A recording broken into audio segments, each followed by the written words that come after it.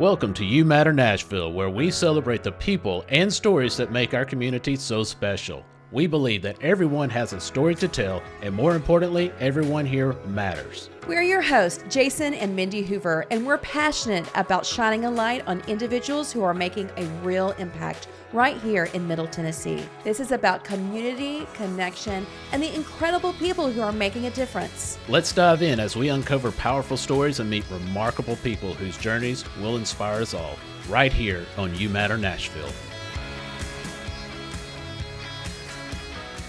Welcome back, friends, to You Matter Nashville. Thank you for joining in today. We've got another exceptional episode for you. If this is your first time, I'm Jason Hoover, your co-host, along with my beautiful wife, Mindy, here. And today we are honored to welcome Graham Thomas, who is the Chief Community and Government Affairs Officer with tnAchieves. Welcome to the show, Graham. Yeah, Jason, Mindy, thank you so much for having me. Really looking forward to this. Yes, sir. So let me brag on you just a little bit, okay? It says here, Graham has been with the organization since 2010, beginning in Knox County and helping it grow into a statewide initiative that now supports Tennessee students across all 95 counties. He is a proud graduate of the University of Tennessee with a degree in communications studies.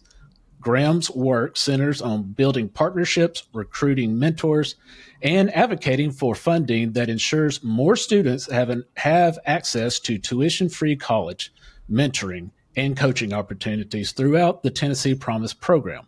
With a passion for giving back and a unique ability to connect, he embodies tnAchieves' mission to empower Tennessee's next generation. That's a mouthful. You are a busy person, sir. That's too kind. Just Graham with tnAchieves typically works just fine. Okay.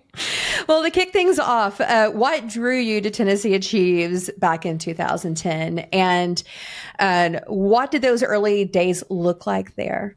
Yeah, Mindy, well, thank you guys again for having me. And I'll tell you, 15 years ago, it looked a lot different than it looks today. Oh, I bet. I graduated from UT in 2008, and I was dead set on a career in politics. So I moved to Washington, D.C., went to work for a member of the United States House of Representatives, and I just felt very far away from the people that it felt like we were set out to serve. And so I moved back to Knoxville in early 2010, and I went to work for a mortgage company in downtown Knoxville.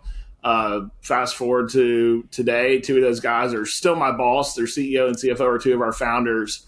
But I was working at a mortgage company, we were in a recession. I just graduated from college and needed a job. I never thought the mortgage industry was really where I wanted to be.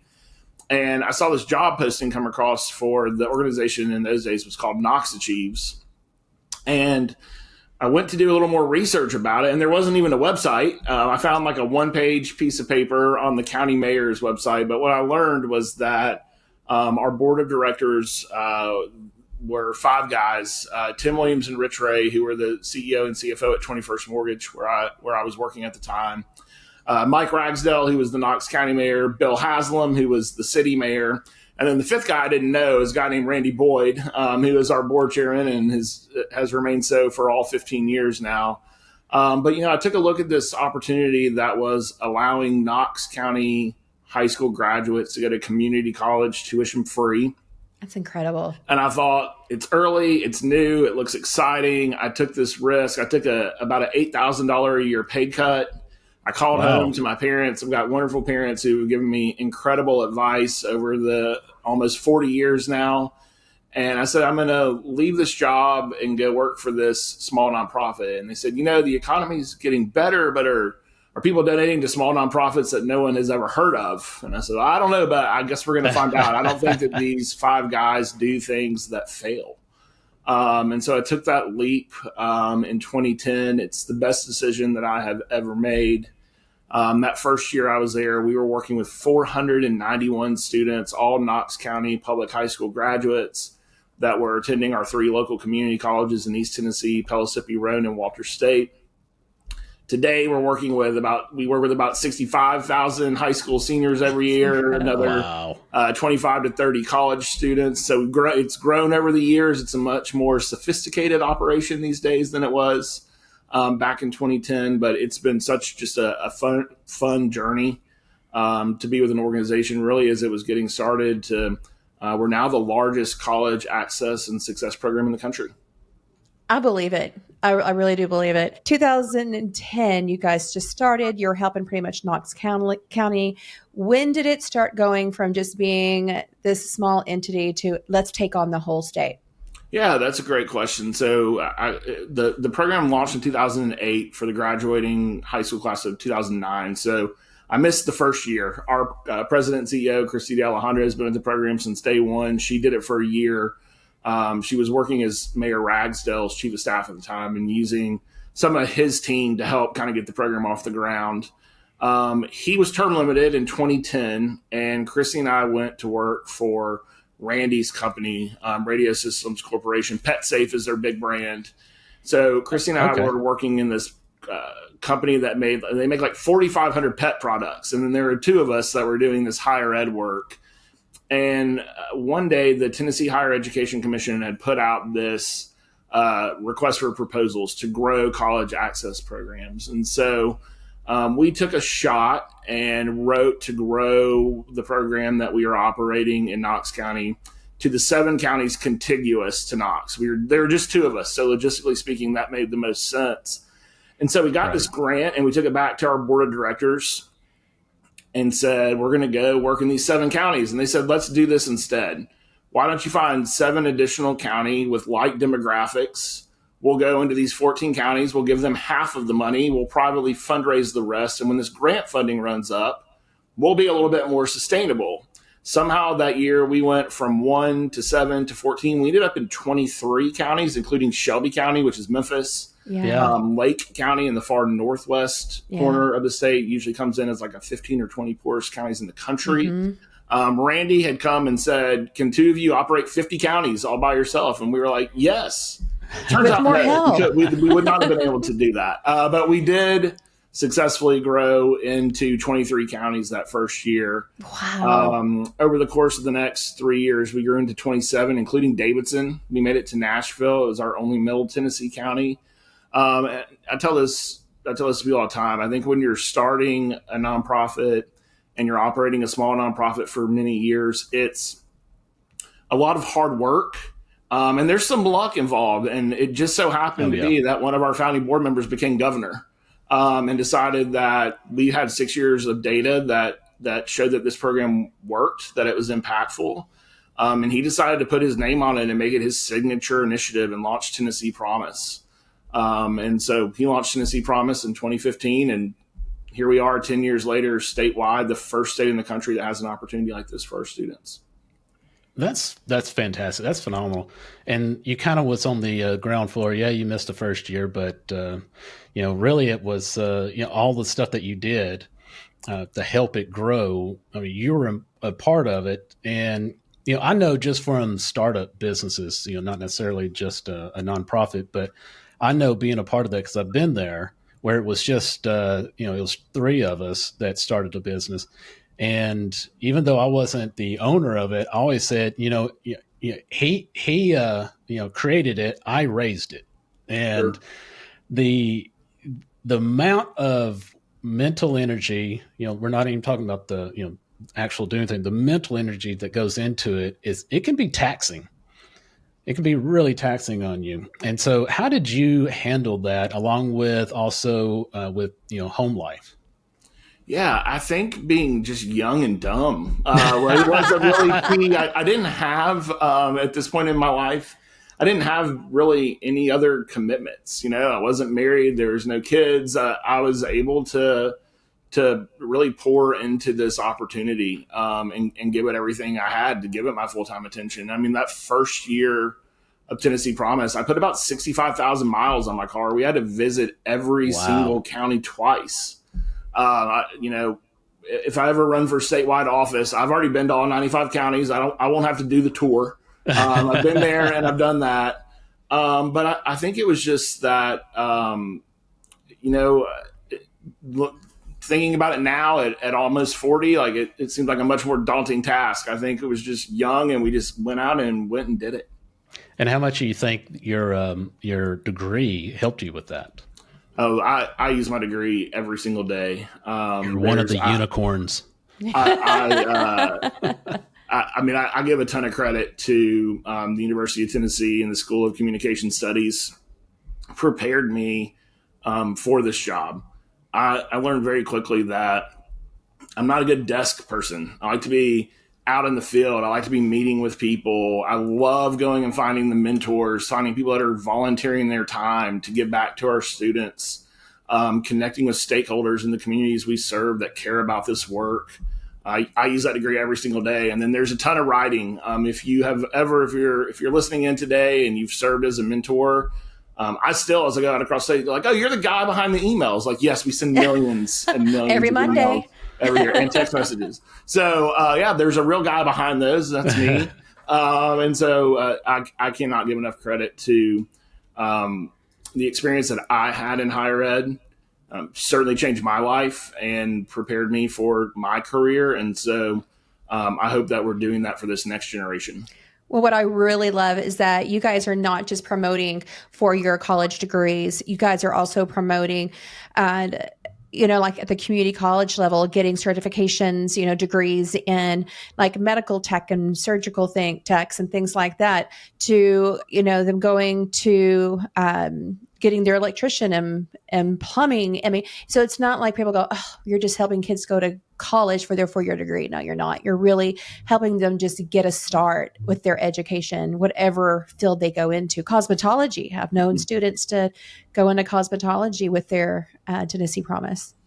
Yeah, what we know is that today's workforce, the jobs of today, the jobs of tomorrow, the trend is going to continue, requires some type of training after high school.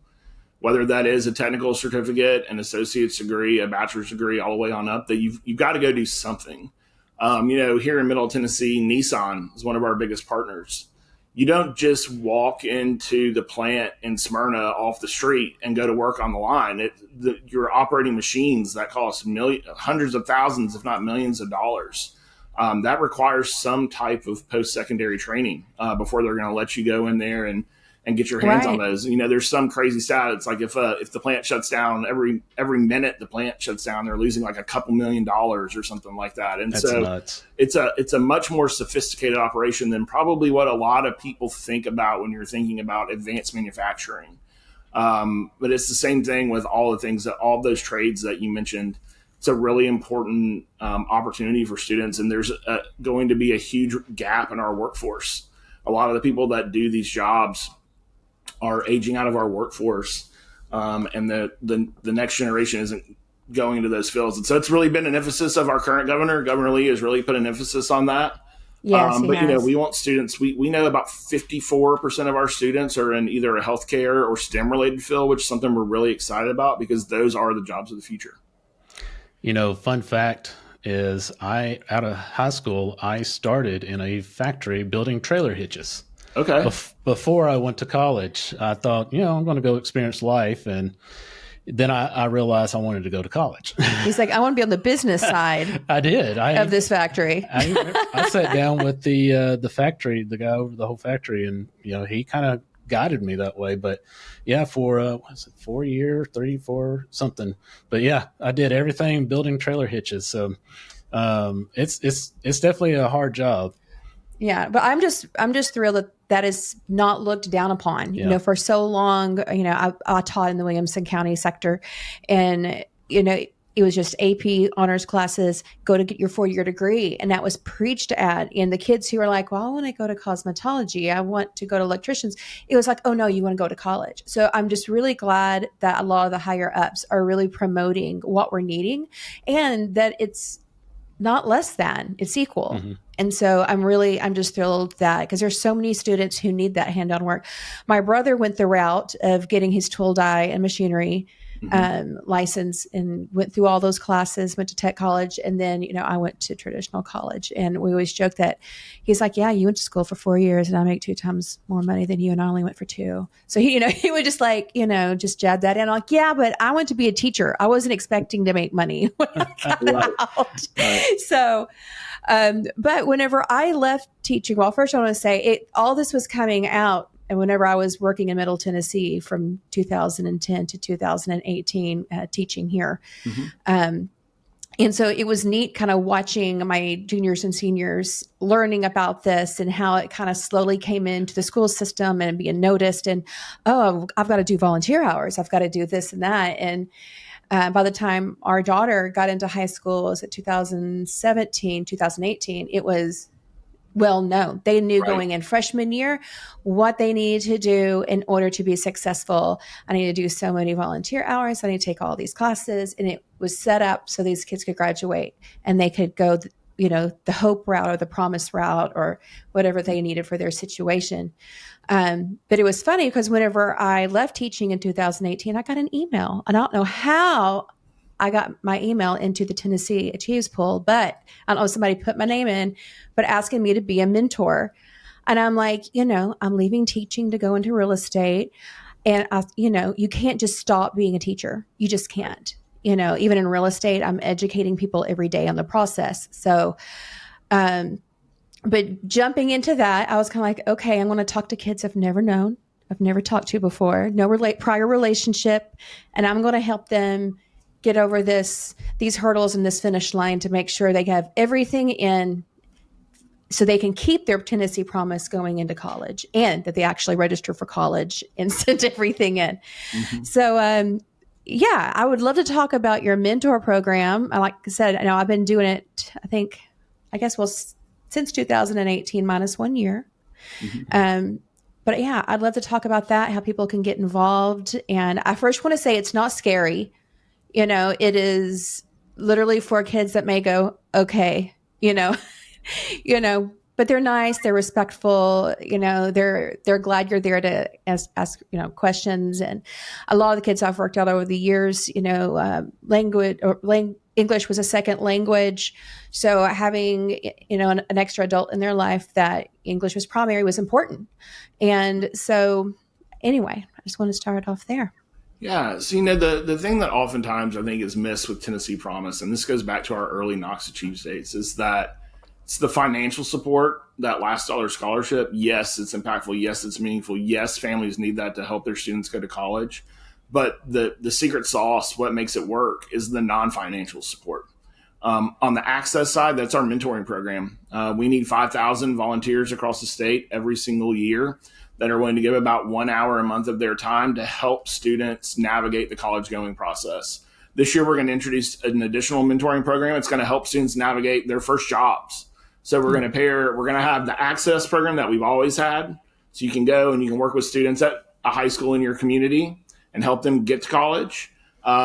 Or you can go and volunteer with our sophomores that are either thinking about transferring to a four-year university. You can help them do that, or enter the workforce and kind of help them navigate applying, sitting down for their first interview, building a resume, all the things that we know that they need to be doing that maybe they haven't thought about. But when we launched this program, our goal was to provide a pathway to post-secondary for students that are traditionally left out of the pipeline.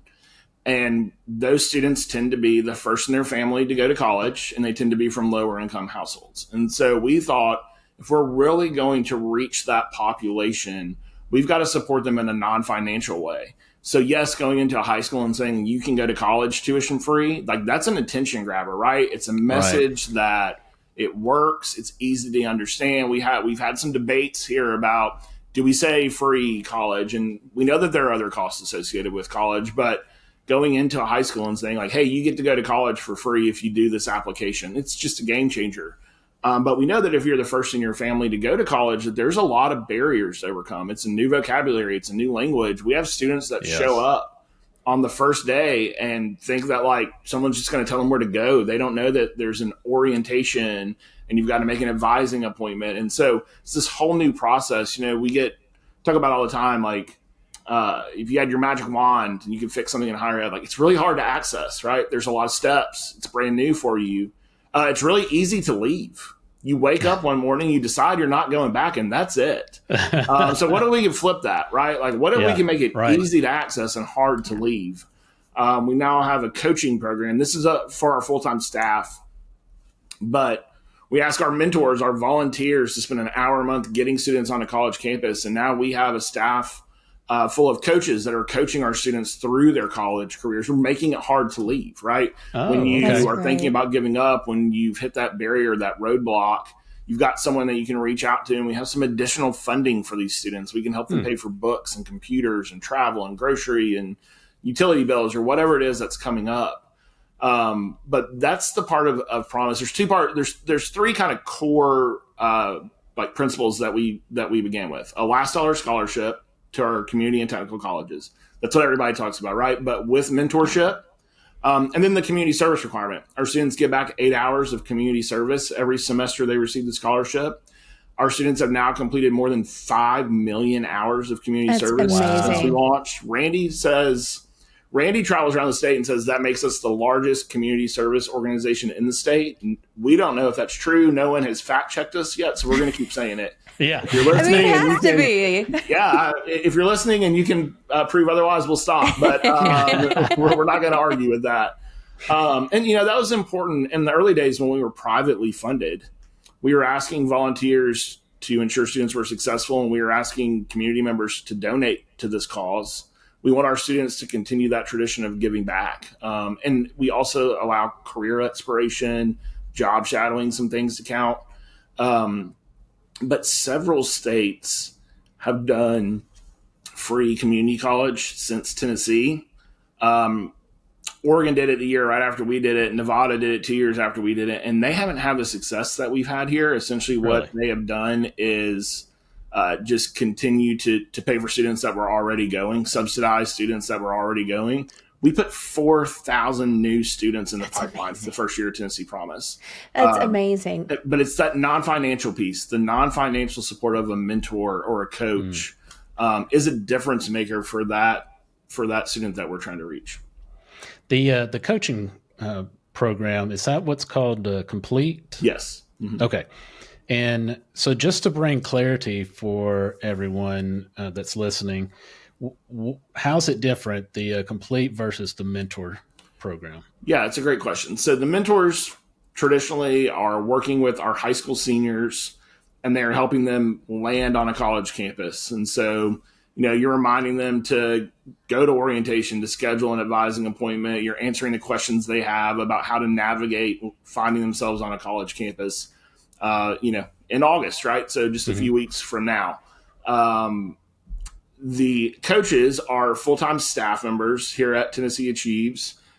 They are all recent college graduates. About half of them are actual Tennessee Promise students that have recently gone through this. And so it's like a near peer coaching model.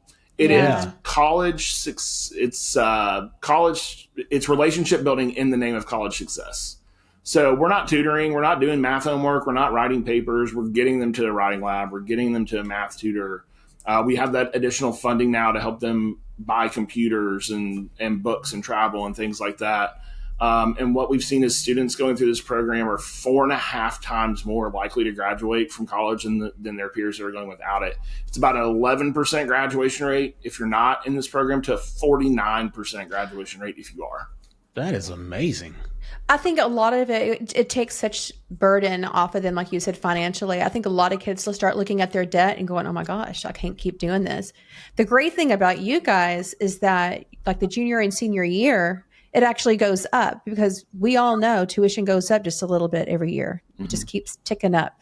So I love that you guys have even thought of that. You're like, hey, you make it to your junior and senior year. We're going to up that Tennessee Promise just a little bit. That's going to help take care of that gap as well of inflation. Yeah, Tennessee has a really, really robust financial aid package. It's as good as any in the country. And again, the message is easy to understand, right?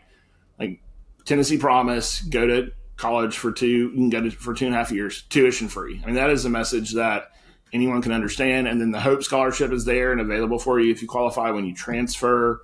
It's a really it's a great opportunity. I mean, we have a financial aid package here that all other 49 states would love to have and are jealous to have. And, we were fortunate that, especially with Tennessee Promise, we had a large pot of money that was sitting unused. And we had a governor that was forward thinking enough to put it into a trust. And so now Promise is paid for totally off of this pot of money that was sitting unused. So it's, no new tax dollars, no new taxes, none of those things. Right. And then tnAchieves is a 501c3, and our peers at the AIRS, our counterparts at the AIRS Foundation, operate some counties for Tennessee Promise too. We're nonprofits. We're going out and privately fundraising for our operations and our cost. And so it's this really unique public-private partnership. I'm not a state employee. I'm about as close to one as you can be, but I'm not one. And so it's this really great partnership that allows us as a non-state agency to be nimble, and we can react quickly, and we're flexible. Yeah. We don't get caught up in all the bureaucracy of state government.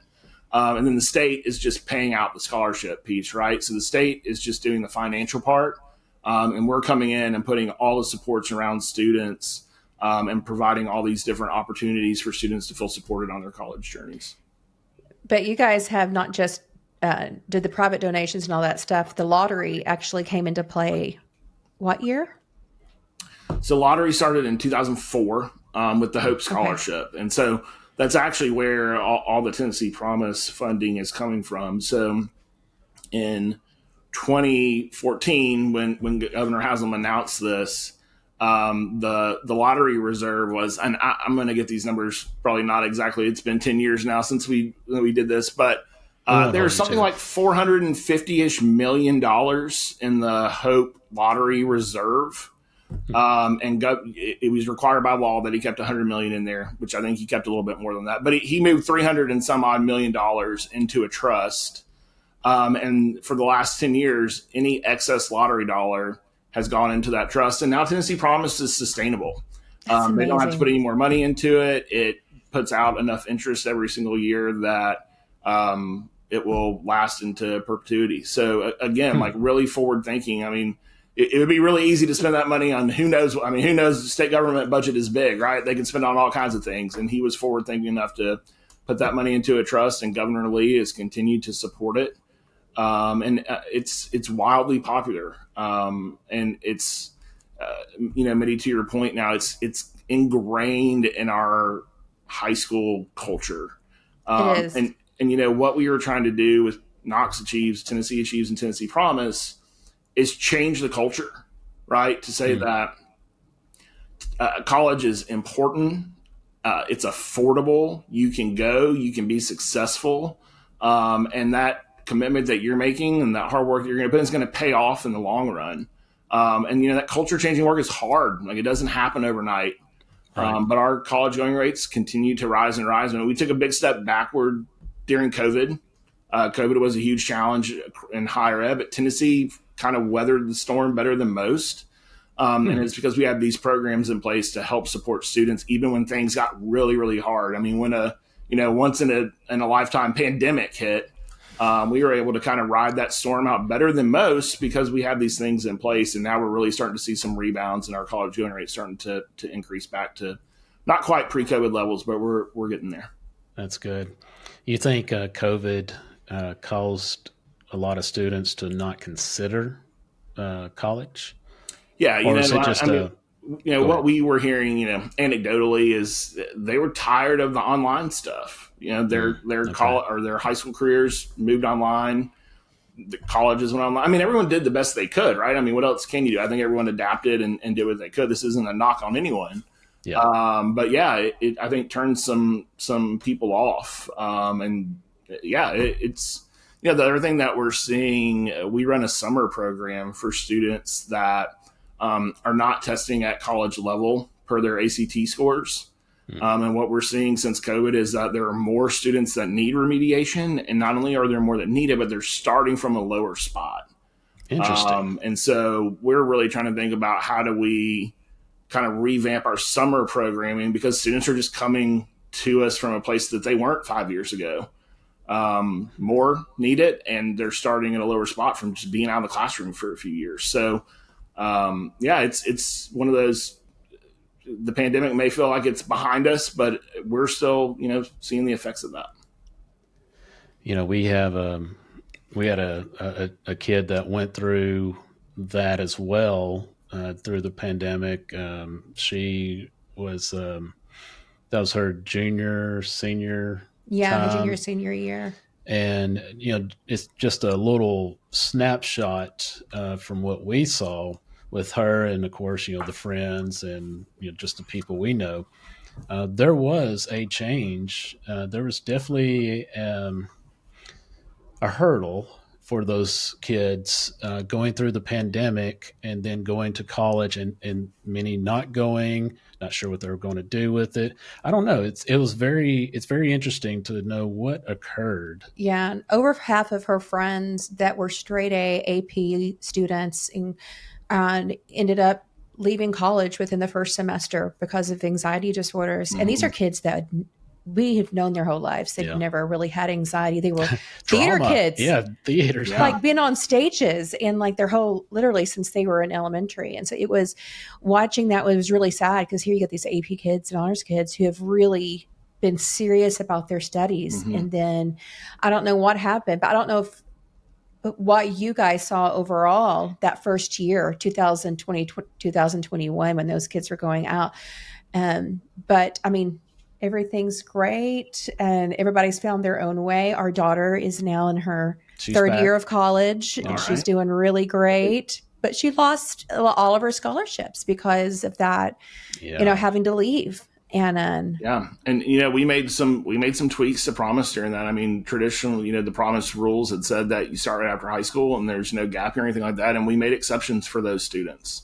That's good. That That's started really or good. didn't start. They had they did have a second opportunity because there's just nobody was prepared for that. So It was hard. it's crazy. That did require state action. It's not something we just got to do at tnAchieves, but again, it's something that it was a trend that we saw. And we were able to go to the state and say, like, hey, I think we need to rethink some of these things. And to the state's credit, they always, provide us a seat at the table. I mean, we're working with the students, right? We're working with almost Right. 90,000 students a year. And so they take our feedback very seriously. It's been a great partnership. You've mentioned that other programs, different states, may not be hitting as high marks as the tnAchieves. Do you have any thoughts on why that may be? Yeah, I think in some of those early programs that came out right after we did, it was just money. It was just like, hey, here's free college, and this isn't something you can just throw money at. If you throw money at it, you're going to subsidize students that were already going to college. I mean, when you look at the Hope Scholarship here, for example, and this was the point of the program. So, Hope and Tennessee Promise, two different programs. But the Hope Scholarship was created and intended that the design was to keep the quote unquote best and brightest in Tennessee, right? Like incentivize students to stay in state because the data shows that you're then going to stay in state to go to work instead of going to Georgia, Alabama, Kentucky, South Carolina, fill in the blank, all of our, neighboring states. And it worked. I mean, for a long time, it kept students in Tennessee. Our goal is to provide the path for students that don't think they have a path. And now we know, fast forward, all these years later, 85% of our graduates stay in Tennessee to live, work, and raise a family. Oh, So, wow. for people in your business, right, that means that home buyers, right? Yeah. So they're establishing their roots here in our state.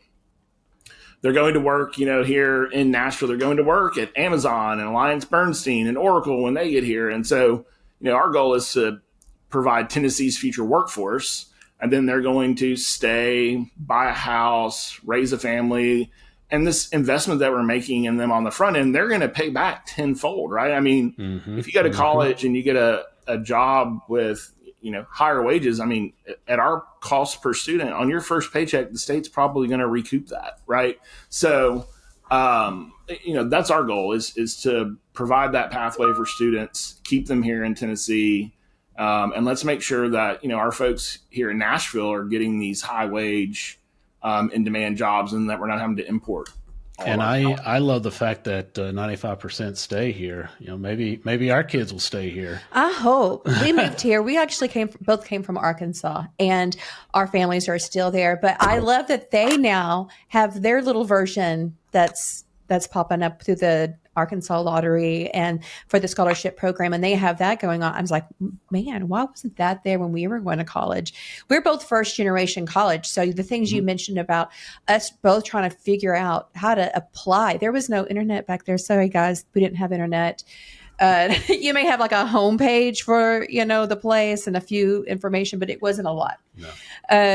I don't think you could even apply online. You had to go in person still. Yeah. But it was just like, we didn't know. I was a music major. I didn't know how to call and make appointments for auditions and things. And so it was just really different. So to have teachers and mentors really focused on helping those students and having programs to go, I know nobody else in your family has gone, but this is an option. You don't have to do what your parents have done. You have big options. So I love that. And since then, like my mother actually ended up going to college, not the same one, at the same time as me. I don't know if I could have handled going to college with my mother. Love you, Mom.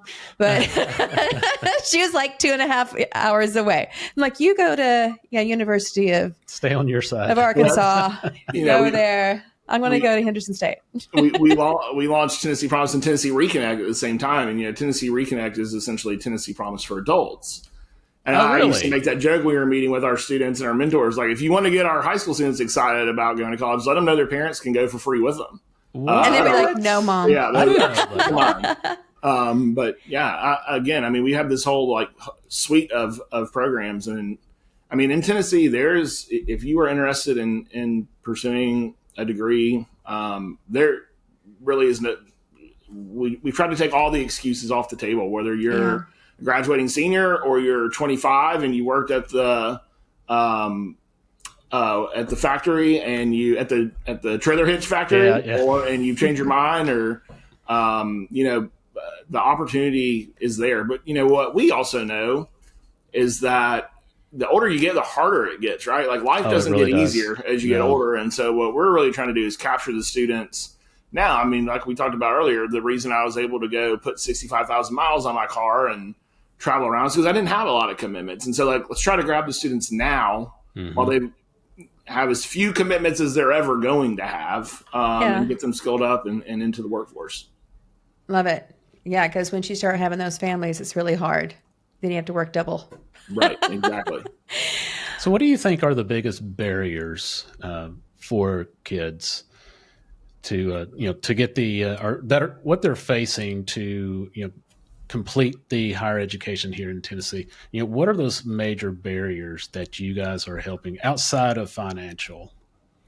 You caveated now with outside of financial, so you stole my answer. Yeah. What we're still hearing from students across the board is the finance piece. Okay. And then it is while I just talked about having as few commitments now as you're ever going to have, they still have other commitments, especially for the students that we're working with. Many of them are working, if not full time, close to full time. Yeah. They're helping with siblings at home. We have these stories that we're getting in from students when they're requesting grants and working with their coaches. It will break your heart, the things that our students are going through. And then we're also fighting this. I think for a long time, we did a really, really good job here talking about putting an emphasis on higher education and how important it is and how it is the great equalizer. And we've lost some of that momentum. There is a higher ed value proposition challenge currently. We're kind of back to some of that, not everybody needs to go to college. And, from where I'm sitting, oftentimes the people that are saying that their kids went to college. So which kids don't need to go to college? Post-secondary education, all the outcomes, all the indicators are there, right? You're more civically engaged, you're healthier, you have a longer lifespan, make more money, you're more financially secure. When the economy turns, you ride that out better. All of those things, like higher ed leads to better outcomes in all of those categories. And so, the value proposition is still there. And then, we were fighting the narrative about you're going to go graduate with hundreds of thousands of dollars in debt. not in Tennessee, right? Like No. if you do graduate with hundreds of thousands of dollars of debt, like then you made a decision to go somewhere that you didn't have to go, right? We have opportunities here in Tennessee that you can graduate, if not debt free, very, very, very close to debt free. We joke around. I have a much loved Excel sheet that I have created for each of the kids, where all the places they were looking to go to college. And our son is wanting to go pre-dental. So I'm like, we've got to get that first 4 years paid for as much as possible, because you get into that dental school, then it's just going to be crazy. And, I have on there listed, the scholarship that I expect the state, he's going to get awarded based on ACT scores and stuff. And the next thing I have Tennessee, promised Tennessee scholarship. That's like the second thing. Right. And then where he works, they also give a scholarship. Shout out to Publix.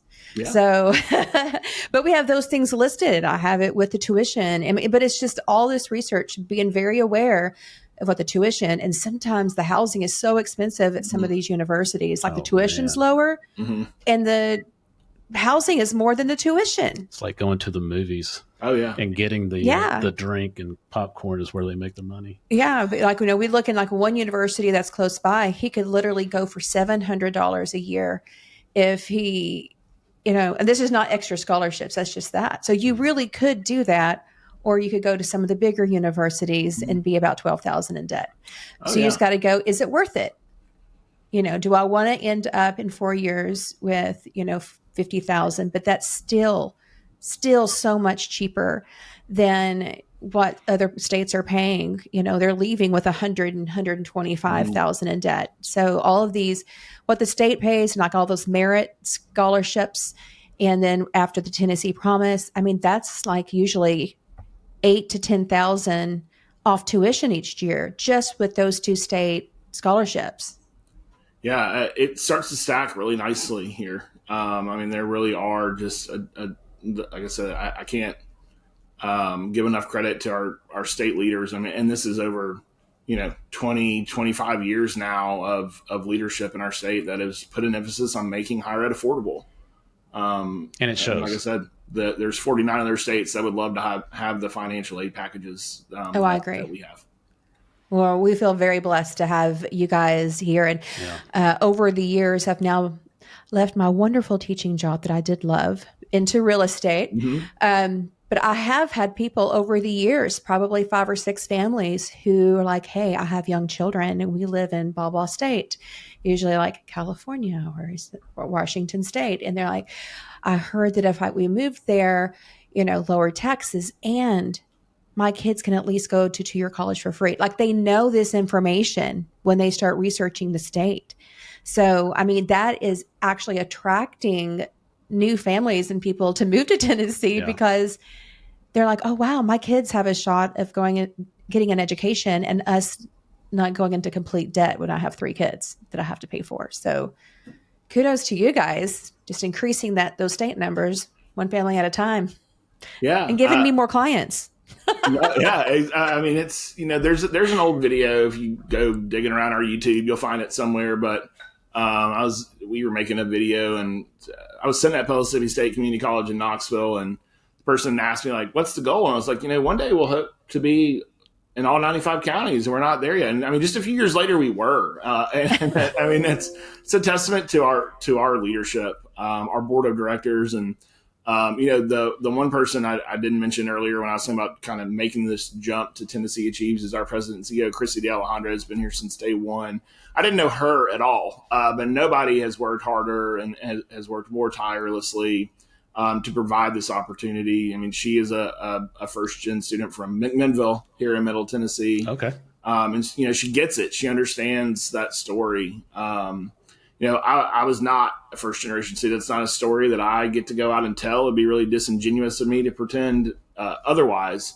But, I was a student that was on paper, goes to college and graduates. And my first semester at UT, I called home and was like, I think I'm coming home. It's where I'd always wanted to be. It was the dream, and it's still really hard. And fortunately, for me, it was my dad. My dad gave me that pep talk to say, like, hey, you're going to finish the semester. You're going to ride it out. you're gonna love it. Like if you come home at Christmas and you feel differently, like we'll have a conversation about it, but like you're gonna finish the semester. And going back to our mentoring program, like a lot of our students don't have that. So you call home and say like, hey, I'm coming home or I'm done. And your parent just says, okay. Or maybe they don't even call the parent because, they know the parent isn't going to give them that pep talk. And so, it comes back to the magic part of Promise is providing that person that can give you that pep talk, that can keep you there. Because what we know is if we can keep students there through their first semester, the graduation rates really start to skyrocket. It's that first semester for them. I've heard that many of times. That first semester, I went untraditionally. Obviously, I went 5 years later, but I hear that first semester is pretty tough. Thinking you mentioned about being in all 95 counties. That's pretty big. How do you keep local engagement in all of those counties? So when we launched Tennessee Promise, it was written into the legislation that the county mayor, the county executive, and all 95 counties put together a group. We called them local advisory councils. So it was the county mayor, a business or chamber person, a person from the school district superintendent, someone from the college that serves that community. And then the fifth one I always called like the wild card. It was typically like another business person. But sometimes there's like an education foundation, and those 5 people, some of them were a little smaller, some of them were a little bigger. It's kind of a loose structure, loose recommendation, but really helped us navigate those communities in the early days. We were going into places we'd never been before. In some places, the Chamber of Commerce was the driver, could open all the doors, that could help us find the mentors, that could find the people that will support this program. Sure. In other communities, there's education foundations we didn't even know existed because we'd never been there before. And now, fast forward 10 years later, we're there. We've been there for 10 years. We're in these high schools at least once, usually twice a year. I mean, we've got staff that are in these communities every day, traveling the state. We know who those players are now. We've got our feet under us. But that local engagement piece is really, really important because we've got a model that, what it's working in Memphis and it's working in Nashville and Knoxville. It's also working in Giles County and in Lake County and in Sumner County. But that community buy-in is so, so important. And it's why we spend so much time on the road. I'm going to be in West Tennessee 2 days next week. I was in Knoxville 3 days last week. I mean, we're constantly in these communities. It's important that we're there. Still a road warrior? Still on the road. Not as much as I used to be. I'm not putting 60,000 miles on the car anymore. Zoom is awesome. I've got a 17-month-old at home. My wife would frown upon that kind of travel. So, a little more complicated these days, like we talked about, right? But, it's still my favorite part of the job is to be in the communities that we serve, finding those partnerships and building those relationships with people that support our students. I mean, at the end of the day, that's what it's all about. And it's still what energizes me to get up every day and come and do this.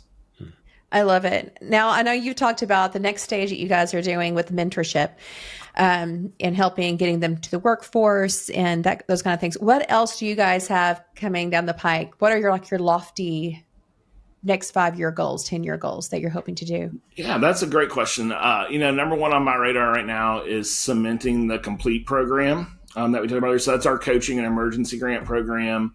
We just wrapped year 3 of a 5-year pilot. So we've got 2 more years to turn that into a permanent part of our program. It's currently state funded in pilot form. So really want to make sure that we get that across the finish line. What we learned was that pre-Tennessee Promise, if you were a Pell Grant recipient, a low-income student at a community college, your graduation rate was only around 5 or 6%. Mm-hmm. Baseline Promise moved it to 19, and now we've moved it to 49. That's amazing. So it's important. It's really important. And so that is number one priority for us. We've got a really exciting announcement coming in Memphis. That's all I can say about it. Yeah, we haven't launched it yet, but something really exciting that we're working on in Memphis. And then I think we would really like to think about expanding some of the access work that we do. So we've got a program in Knoxville that we call Knox Access, privately funded program there, where we've moved our coaches into the high schools. And they're doing nothing but college access work. So they're helping students apply for Promise, apply for additional scholarships, do FAFSAs, college applications, set up for dual enrollment, anything that leads to a college going outcome. They're in the high schools working alongside the counselors. And we are seeing that the college going rate in Knox County over the last 3 years is increased significantly. Wow. We're thinking that actually, and the statewide data is not out there yet, but it looks like Knox County is very likely going to have the second highest college going rate in the state behind Williamson. And Williamson is so far ahead of everybody else that, I mean, it's probably not attainable to catch them or pass them. Don't leave me hanging. Oh, Olivia. I'm a Williamson County native, right? Sorry. Yeah, I'm out there, but Williamson County. We love it here. Don't quote me on this, but I mean, it's the college going rate in Williamson County is around 85%. I mean, that's as good as anywhere in the country, and it's 20 points higher than anywhere else in Tennessee. But just a different dynamic there in Williamson County. But we'd really like to expand some of that access work. In Nashville, our college going rate's just barely above 50%. So half of Davidson County's public high school graduates don't go to college after high school. And so I grew up in Franklin, I consider Nashville home. I live in Nashville now. We're leaving behind the population of people that are from here. When you zoom out and you look at a lot of our data, it's really, really good. People that are coming here to work for all these big, large employers that, that we're making these announcements about every day. They're educated and they're coming and they're making a really high wage. You guys are probably working with them every day, but let's make sure that the people that live here are also setting themselves up to be successful to get those jobs. So that they can continue to live and thrive here. Some of those jobs that I had mentioned, like at the community colleges and like at Nash State and different places, I don't think a lot of these high school students are even aware or even know to look for some of these certification jobs. Like I have a friend who has been very successful being a surgical assistant, went 2 years and had it paid for, went later after she became a mother, did the hard way, but she did it. And she has just kept adding specializations to where she is making more than a nurse now. Like she's doing incredible, but most kids don't even know that's a thing. Like going to community college and being a cert, but there's so many other 2-year degrees in specializations where you can go straight into the workforce and you can go straight in making 40 to 60,000 with a 2-year degree. It's like, I would love for students to have more of a grasp that, if you want to do something like that in the medical field, STEM things like that are tangible, like, some of them are geared towards, working at Nissan, the mechanical degrees and tool and dies degrees. But like I said, they're not really pushed a lot. It's like, how can we really get these schools in front of these kids and go, we have all of these things to offer? We're really thinking about that workforce piece and how do we connect our students to the in-demand jobs in the region. And so we do, we just did Deloitte hosted us here, but we had Deloitte, Nissan, HCA, and Turner Construction all came and they did a full day big a job shadow expo at Deloitte on their campus, where our students get to go learn about the jobs that they have available. And so how do we get our students connected to it? Just a little earlier today, I was having a conversation with the CEO of the Memphis Chamber of Commerce, and they have a program that they're running in the summer where they're bringing high school teachers in and they're placing them at employers all around the city of Memphis, because many, just like you just said, our teachers are the front lines. And so if our high school teachers know about the in-demand jobs in the city, then they can start talking to their students about the in-demand jobs in the city. And so we're trying to find these unique partnerships and these workforce partners. If you're an employer and you're listening to this today, please call us, because we want to our employers need workforce, right? They need talent. We have the talent, right? We have 90,000 students in our program every single year. we can help connect them to you. And that's a win for our employers. And that's a huge win for our students. They can start to prepare themselves today for a career. And again, I go back to my own college career. Like, I went to college because it's what I thought you did next. Two parents, I went to college. I didn't go to college with like career in mind.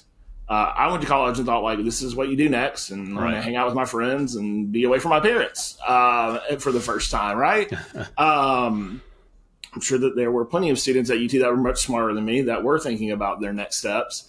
But, I don't know that our students necessarily like always put that together. And so how can we provide that early access to the career opportunities that are in their region and get them excited about it so that they can be prepared for those jobs when they graduate? I love it. So I want to turn a little bit more towards you personal. You've been doing this since 2010. It's 15 years, right? Yeah. Yeah. So it's that Arkansas math. You don't like my jokes today. I smiled.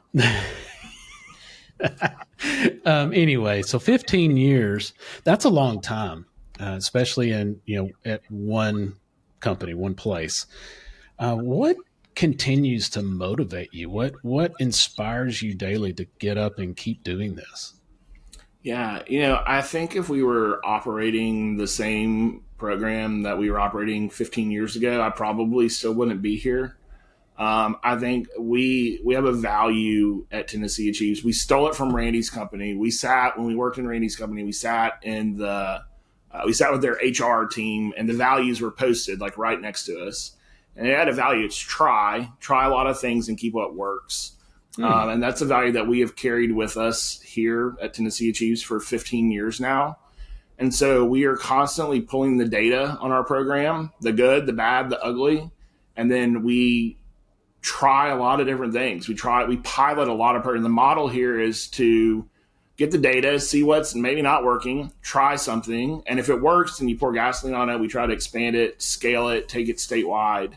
That to me is exciting. I thrive in an environment of change. I know for a lot of people, the change word is the scary word. But I love that what we're doing today is totally different than what we were doing not even 15 years ago, 5 years ago. We weren't doing the things that we're doing today. I love that every day here is different. There's a new challenge. There's something new to solve for. And then just like I said earlier, the people like Mindy that are serving as volunteers, that are serving as mentors. I mean, how are you not inspired? At one point, our mentor program is not as big as it used to be. We used to get 9,000 people a year across the state. And the program was modeled a little differently than it is today. But you got 9,000 people raising their hand and say, hey, this is important. And I'm going to invest into my community. I mean, it's inspiring. If they're going to volunteer to do it, I can at least, get up and do it for a paycheck. Right. So it's been great work. And our team here is just, I'm biased, but second to none. We built an amazing team here. I love my coworkers, the people I get to do this work with every day. Feel much more like family than coworkers.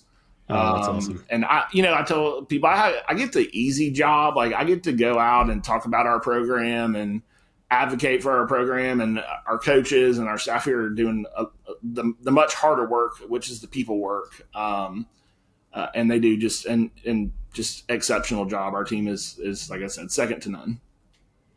Well, I just want to encourage everyone, to do the mentorship. I know we got an email this year that there were some schools that didn't have enough mentors. I'm very proud to say Centennial High School always has enough mentors, because the parents there and the community around Centennial is actually spectacular. I know I'm a little biased after working there and having two kids go through, but just the volunteerism that's there is just so high. But yeah, we saw where there were a lot of schools. They're like, hey, can somebody take on another student? And I was like, hey, I can take on another student, from a different school. To me, kids are kids. Right. But yeah, I mean, just know that there is still a need. We still have a needs. We still need, you can just go on the website. Is it tnAchieves or tnAchieves.org and go on the link to sign up as a mentor. It's really easy. They don't make you go do fingerprints or check your blood or anything like that. It's very, very painless. I did get to go and do something different this year and go on campus and get to meet the students, because we actually went to the tnAchieves meeting at the high school this past year. So, that was neat to be able to go and actually see some of the kids, or at least they could see that we were real people and not like robots texting them and calling. But yeah, I mean, it's very painless, everyone. So it's not just former educators. I actually saw some of my daughter's friends who they graduated 3-4 years ago. They're like, I don't have enough things to do now. We're empty nest. So we signed up to be mentors. We didn't even know you did this, Mindy, so it was kind of cool to see some of the other mentors as well in our community. So I just want to throw that out there and advertise that. I obviously wouldn't be coming back to do it every year, running my own business, having my own nonprofit, and then doing this. Not that I said I'm like movie star over here, but I wouldn't be doing the extra time if I didn't think it wasn't important, if I didn't believe in it. And I think what you guys do is just miraculous, and you have instilled hope into so many students. And I think that is the most important thing that you guys do. And you give them goals. And I am such a goal setter to an unhealthy level. But for kids to be able to set goals and know they're reachable because they have hope that I have this support system, I can do this, And so anyway, I'm going to rest on that. What are some other ways that people can get involved? Yeah. So like I mentioned, so if you got 1 hour a month, we don't ask you for a huge time commitment. We know that people are busy. But I mean, Mindy, I think you're exactly like who we would model as a mentor. You own a business, you run a nonprofit, you've got kids, you've got other commitments, and you found an hour a month, right? Yeah. Like Randy Boyd is our measuring stick always. Like if we make a change to the mentoring program, will Randy still have time to do it? Randy is, has a goal of running a marathon on all 7 continents. He's president at UT. He's all over the place. If he can do it, I think the goal is that anybody can do it. Right. And so I think like the review that you just gave, I mean, we'll just blast that out to everyone. Okay. But it is a way, we want to find a way that people in the community can spend just a little bit of time and give back in an impactful, meaningful way.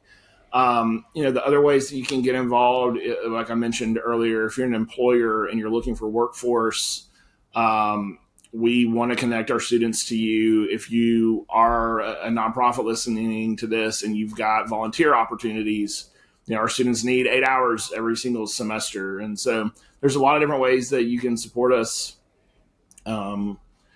We are always happy to come. If you have a group of active community members that you think would be interested in learning more about this, would love to come and talk to your group about our program and ways that they can be involved. I think we visited every Rotary Club and Kiwanis Club and Chamber Board, but I'm sure there are groups out there we don't know about. And we would love to come tell the tnAchieves story and get people excited about this. And how would who would they contact? Would that be you or somebody else? Yeah, they can contact me. Mindy gave the website earlier, tnAchieves.org. Mine, I'm on the staff listing. That's my personal cell phone number that is on the website there. We put that in our handbooks every year. Every single year, about 65,000 high school seniors get my cell phone number. They use it. So please also don't be afraid to use it. We're either bold or crazy or maybe both, but we give out, it's important. Our mentors have those, because we know that if you're a mentor and you're reaching out to me on a Saturday evening at 7:00, it's because the student reached out to you at Saturday evening on 7:00. And that, that interaction with that student at that time could be what makes or breaks them going to college or remaining enrolled. And so, we need to be accessible for our students. And so it's out there. We're easy to get in touch with. I love that. And so, Graham, thank you so much. Thank you for taking time. Thank you for taking an hour this month and joining us and sharing with our audience. What you do is a tremendous benefit to Tennessee, and not just you. I mean, it's a whole team. It's all the mentors, it's all the people that are, the coaches. I mean, everybody, right? And I appreciate you coming on and sharing with everybody. Yes. Well, thank you. Yes, it is certainly not just me. There is a team of people here that works very, very hard. They do a great job. Like I said, it's an honor to wake up and go to work with them every day. And we wouldn't be able to do it without our volunteers and without the leadership, across the state of people that have decided that this is important. It's a worthwhile investment. It's a great opportunity for students. But I can't thank you enough to help us get the word out about the work that we're doing and talk a little bit about our volunteer mentoring program. Always need volunteers. And so thank you for this opportunity and the great things you guys are doing, helping places like tnAchieves and your other partners that you've had come on and talk about the great work. It's refreshing to get to log on and hear the good news and hear the great things that are happening. So thank you for everything that you're doing. Absolutely. All right. Just as Mindy said earlier, if you are interested in getting involved or finding out if there's any way that you can assist or help out, be sure to visit the website tnAchieves.org. We'll have that website for you in the notes. Also, if you're watching, we'll have it up on the screen. And you can reach out to Graham Thomas. What's the best way, email or phone? Either one. It's just Graham at tnAchieves.org or 615-604-1306. Either one Brave of those will man. work. Perfect. Again, we'll have that as well.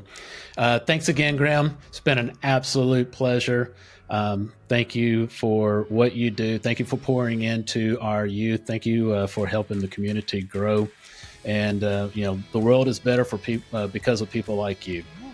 So thank you for everybody that's been listening. I told you it was going to be an amazing episode, and hope you feel the same, that it definitely shared a lot of great information that could help so many families. Please, please, please share this. And until next time, always remember that you matter. Thank you. Thank you for joining us on this episode of You Matter Nashville. We hope you found inspiration on this episode and are reminded that no matter where you are or what you do, you matter. If you enjoyed this episode, please be sure to subscribe, leave us a review, and even share it with your friends and family. Also, stay connected with us on social media and tune in next time for more incredible stories from the heart of our community. Until then, remember, your story matters, your voice matters, and most of all, you matter.